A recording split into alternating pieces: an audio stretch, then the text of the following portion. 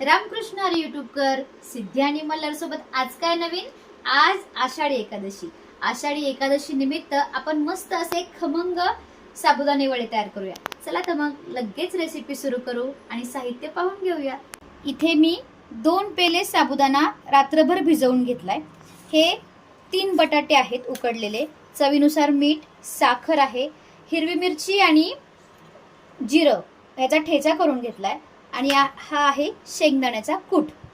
तर सर्वप्रथम आपण हे सगळे मिश्रण एकत्र करून घेणार आहोत। ह्या साबुदाण्यामध्ये मी हे बटाटे ऍड करून घेतेय। त्यासोबत जाईल इथे चवीनुसार मीठ। हा आहे हिरवी मिरची आणि जिरं घालून केलेला ठेचा। साधारण अर्धी वाटी तरी कूट लागेल आपल्याला।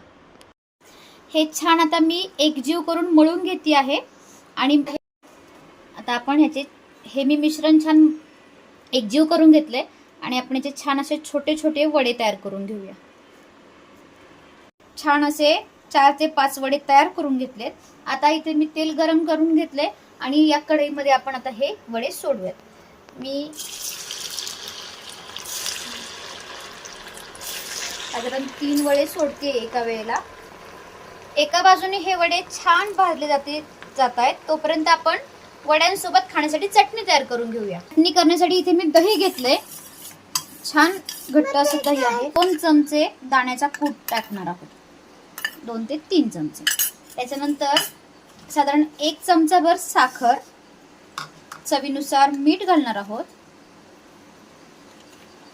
आणि आपण जो मगाशी खरडा करून घेतला होता हिरवी मिरची आणि जिऱ्याचा, तो पण इथे ऍड करणार आहोत। आणि हे छान आपण असं मिक्स करून घेऊया। तर वड्यांसोबत खाण्यासाठी ही आपली दह्याची छान अशी युनिक चटणी तयार आहे।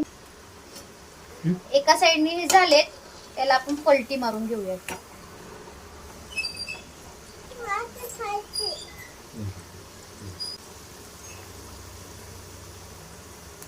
शांत बस।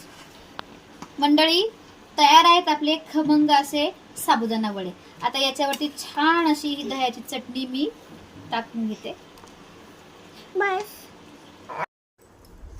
तयार आहेत आपले मस्त असे साबुदाणा वडे। आषाढी एकादशी निमित्त तुम्ही हे वडे नक्की ट्राय करा आणि आपल्या चॅनलला नक्की सबस्क्राईब करा। तोपर्यंत रामकृष्ण हरी। भेटूया नेक्स्ट व्हिडिओ मध्ये।